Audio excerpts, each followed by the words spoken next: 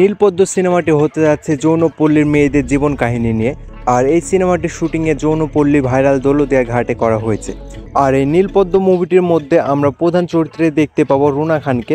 আর এই রুনা খানের মুভিটিতে চরিত্র হবে যৌনকর্মীর, আর তাকে অনেক অনেক অ্যাডাল্ট লুকে দেখতে পাবো মুভিটির মধ্যে। আর সাধারণত নীলপদ্ম মুভিটির মাধ্যমে যৌনপল্লী এবং যৌনকর্মীদের জীবন সম্পর্কে তুলে ধরেছে।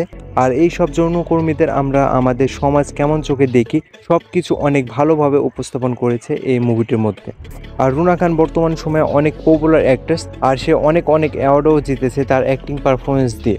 আর সে ছোট পর্দায় কাজ করতে করতে এখন অনেক ফেমাস হয়ে গেছে, আর এখন তাকে বড় পর্দাতেও দেখা যায় বড় বড় সিনেমাতে।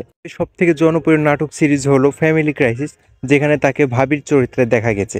আর সেই নাটকটিও অনেক অনেক জনপ্রিয়তা লাভ করেছিল।